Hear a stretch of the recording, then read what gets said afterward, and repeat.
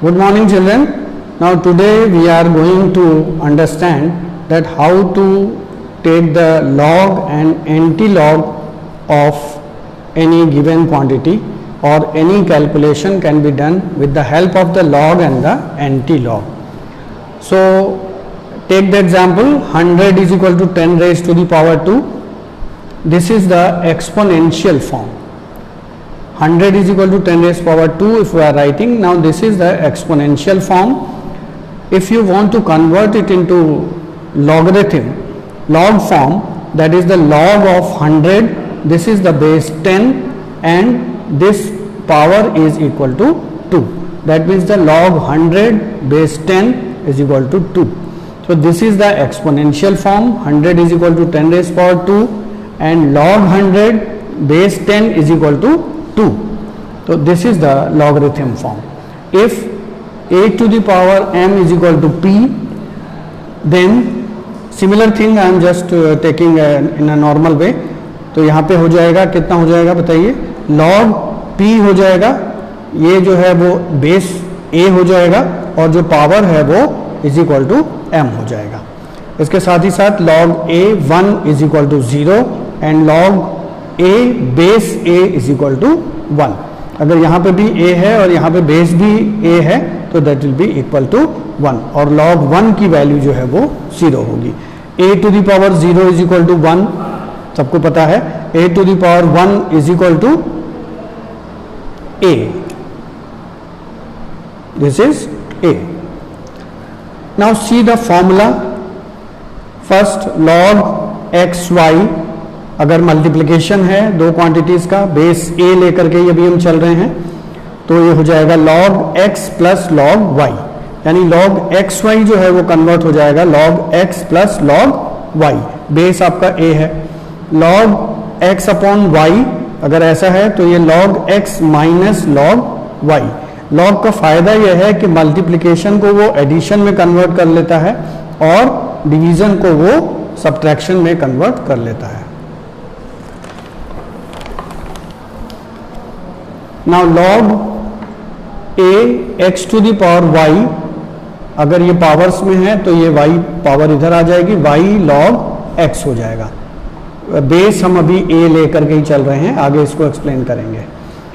ये Napierian log, इसमें हमेशा बेस जो है वो e होता है, लेकिन जो आपके टेबल्स में दिया होता है उसका बेस हमेशा 10 होता है. जो आप लॉग टेबल्स देखते हैं, एंटी लॉग टेबल्स देखते हैं, उसमें बेस e कभी भी उसकी वैल्यू नहीं दी जाती है. वहाँ पर अगर नहीं भी लिखा है तो वहाँ पे बेस 10 होता है और जहाँ पे बेस e लिखा जाता है वो that is the Napierian log कहलाता है. और e की वैल्यू जो है वो 1 plus 1 upon factorial 1 plus 1 upon factorial 2 plus 1 upon factorial 3. Factorial 3 मेरे ख्याल से सब लोग जानते ही होंगे. Factorial 3 is equal to 3 to 1, factorial 2 is equal to 2 1 and factorial 1 is equal to 1 into 1. तो ये फैक्टोरियल 3 का मतलब है 3 into 2 into 1. तो अगर इसको हम सॉल्व करते हैं तो e की वैल्यू ये आ जाती है 2.718. ये इस तरीके से इसको सॉल्व कर लेंगे. Now see log 10 to the base e अगर है तो अगर इसको log 10 बेस में हमें चेंज करना है तो 2.3026 से इसको मल्टीप्लाई कर देते हैं. ये इसका मतलब ये है कि log बेस e से हम log बेस 10 में चेंज कर सकते हैं by multiplying the thing in by 2.3026. log 10 की वैल्यू यहाँ पे कितनी होगी, 1 होगी, तो ये 1 हो गई, यहाँ पे 2.3026 हो जाएगा. तो यानी कि log x to the base e is equal to 2.3026 into log x base यहाँ पे 10 हो जाएगा जब हम 2.3026 से मल्टीप्लाई कर दे रहे हैं. log 10 base 10 is equal to 1. फिर से मैं एक्सप्लेन कर दे रहा हूं कि log टेबल्स और एंटी लॉग टेबल्स जो हम लोग देखते हैं वो बेस 10 में ही लिखी होती हैं. चाहे वैल्यूज जो लिखी होती हैं उसमें हमेशा बेस 10 रहता है, नेपेरियन लॉग यूज नहीं किया जाता है. अब हम लॉग के 2 पार्ट्स हैं, एक को कैरेक्टरिस्टिक कहते हैं, दूसरे को मैंटिसा कहते हैं. कैरेक्टरिस्टिक जो है वो positive, zero, negative and depends on the position of the decimal. जैसे एक छोटा सा एग्जाम्पल लेते हैं, एग्जाम्पल है 43.06। यहाँ पे पॉइंट से पहले कितनी डिजिट हैं? 2 डिजिट हैं, 4 और 3। तो ये 2 डिजिट हैं, इसमें कैरेक्टरिस्टिक कैसे लिखी जाएगी, यानी कि एक कम लिखी जाएगी। अगर 2 डिजिट हैं तो एक कम कर लीजिए, 2 - 1 यानी कि 1 डिजिट में इसको लिखा जाएगा। तो ये कितना आएगा? Characteristic of 1.425 is equal to 0, यानी कि ये कैरेक्टरिस्टिक कितनी हो गई? यहाँ पे कैरेक्टरिस्टिक 43 की 1 हो गई। और फिर हम लॉग में टेबल में देख लेंगे, 43 के 0 में देखेंगे और 6 में मीन डिफरेंस देखेंगे। उसमें 2 कॉलम बने होते हैं। जब आप लॉग टेबल खोलेंगे तो आपको आसानी से समझ में आ जाएगा कि 43 के 0 में देखना है कितनी वैल्यू लिखी हुई है, और 6 के मीन डिफरेंस में देखेंगे, दोनों को ऐड कर देंगे तो ये वैल्यू आपकी आ जाएगी 1.425। अच्छा, अगर यहाँ पे जैसे कैरेक्टरिस्टिक, यहाँ पे हम केवल कैरेक्टरिस्टिक ही निकालना सीख रहे हैं। इस फिर से देख लीजिए, यहाँ पे ये वैल्यू नहीं रखी गई है। जैसे 43.06 है तो यहाँ पे 2 डिजिट हैं डेसिमल के, इसका मतलब कैरेक्टरिस्टिक इसकी कितनी हो जाएगी? 1 हो जाएगी। जैसे दूसरे का कैरेक्टरिस्टिक ऑफ 1.425 है तो यहाँ पे डेसिमल के पहले कितने डिजिट है? 1 डिजिट है, इससे एक कम क्या होगी? 0, यानी कि इस वैल्यू का कैरेक्टरिस्टिक वाला पार्ट जो होगा वो कितना हो जाएगा? 0 हो जाएगा। क्लियर हो गया? अच्छा, कैरेक्टरिस्टिक ऑफ 0.0621, अब डेसिमल के पहले 0 है तो 0 से एक कम क्या होगा? दैट इज द माइनस, यानी कि 1 और 2, तो -2 और इसको लिखते हैं 2 बार, यानी कि इसमें डेसिमल को भी काउंट किया जाता है, यानी ये 0 और इस डेसिमल को भी काउंट किया जाएगा नेगेटिव में केवल। तो ये -2 हो गया और इसी को हम लिखते हैं 2 बार, या इसको इस तरह से भी लिख सकते हैं इज इक्वल टू -1 + 1। जैसे कैरेक्टरिस्टिक ऑफ ये क्वांटिटी दी हुई है तो इसमें आप बताएं कि कितने कैरेक्टरिस्टिक्स होंगे। जैसे 1, 2, 3 और डेसिमल काउंट किया 4, यानी कि -4 और 4 बार। ये जनरली नेगेटिव वाला ही बच्चों को ज़्यादातर अच्छे से नहीं समझ में आता है, तो इसी को समझने की कोशिश अच्छे से कर लीजिए। दूसरा पार्ट जो है वो लॉग का, that is the mantissa part. इसमें एग्जाम्पल में देखिए, लॉग ऑफ 0.001124, ठीक है। मैंटिसा इसमें कितना है? 1124 है, ठीक है। अच्छा, अब अगर हम लॉग टेबल देखते हैं तो हम किस में देखेंगे? 11 के 2 में देखेंगे और 4 में मीन डिफरेंस देखेंगे, यानी कि 11 के 2 में देखेंगे और 4 में मीन डिफरेंस देखेंगे। तो ये 11 के 2 में देखा तो हमें वैल्यू मिली 0492, ये लॉग टेबल आपको देखनी पड़ेगी। फिर 4 में मीन डिफरेंस निकला 16, दोनों को हमने ऐड कर दिया तो ये आ गया 0508। तो दिस इज मैंटिसा इज 0.0508 हो गया। ठीक है, क्लियर हुआ? एक और एग्जांपल ले लीजिए, जैसे सिंपल है, log 5 ई है, बेस ई है, log ई 5.000। अब हम क्या देखेंगे? 50 के 0 में देखेंगे, यानी कि 50 के 0 में देख लेंगे और 0 में मीन डिफरेंस देख लेंगे तो आपको मैंटिसा की वैल्यू पता चल जाएगी। सिमिलरली अगर हम एंटी लॉग देखते हैं, जैसे log 3 की वैल्यू हमें जैसे याद है 0.4771, ये log 3 की वैल्यू जनरली यूज होती रहती है तो याद हो जाती है। तो अब इसमें हम कैसे देखेंगे?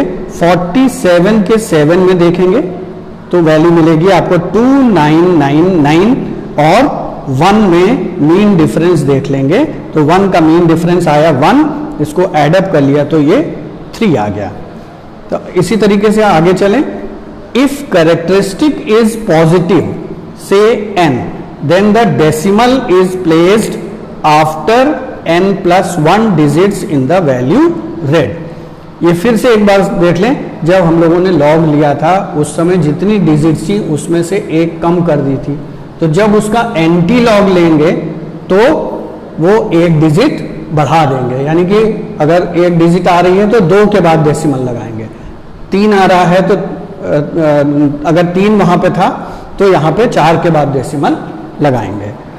इफ करेक्टरिस्टिक इज नेगेटिव यानी कि n बार हो तब क्या करते हैं, n minus 1 zeros are placed before the left side of the number read and then the decimal point is placed.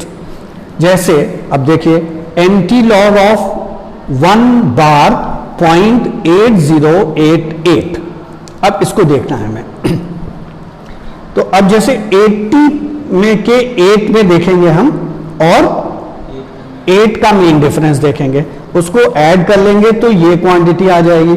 अब चूंकि यहाँ पे 1 बार है और हम एंटी लॉग ले रहे हैं, इसका मतलब जब हमने लॉग लिया होगा तो 1 कम कर दिया होगा, तो 1 कम होने का मतलब ये है कि यहाँ पे डेसिमल लगा दें और इसके पहले तो एक जीरो का कोई मीनिंग नहीं है, तो एक डेसिमल को भी यहाँ पे नेगेटिव वाले में डेसिमल भी काउंट किया जाता है।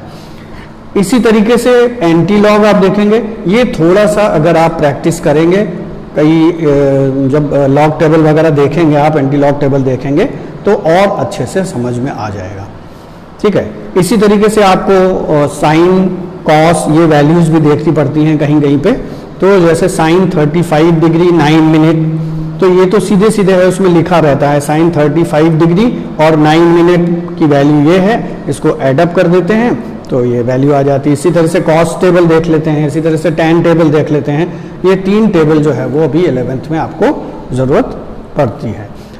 लॉग फिर से कई कैलकुलेशन आप अपने आप करेंगे एंड अगर उसमें कोई प्रॉब्लम आती है तो वो आप पूछेंगे, यानी कि अब आप ट्राई करेंगे जो भी कैलकुलेशंस हों उनको लॉग से सॉल्व करने की। तो thank you very much and now for the next one is some expansions are there. Logarithm is over, children. Now expansions which we are using in whole of the physics, that is the binomial expansion theorem, that is the 1 plus x to the power n, 1 plus nx upon factorial 1 plus n minus 1 upon factorial 2 into x square।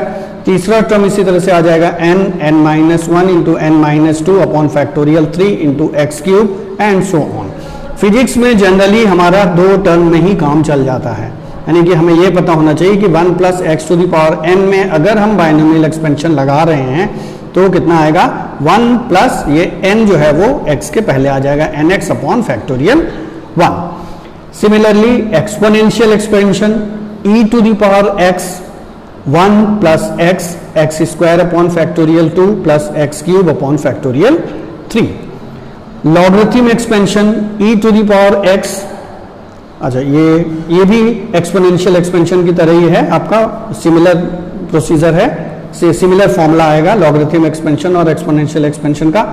Both are related to each other, क्योंकि जहां से हमने log शुरू किया था सबसे पहले हमने एक्सपोनेंशियल वैल्यू लिखी थी, एक्सपोनेंशियल एक्सप्रेशन लिखा था और उसके बाद फिर उसको लॉगरिथम में कन्वर्ट किया था।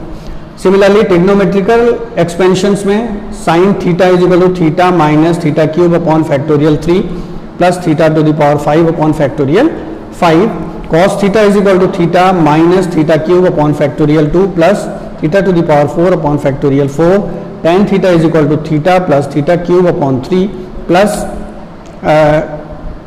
कितना है sir, 2 theta to the power 5 upon 15। तो ये फॉर्मूले अभी आपको एक्सपेंशंस रखने पड़ेंगे।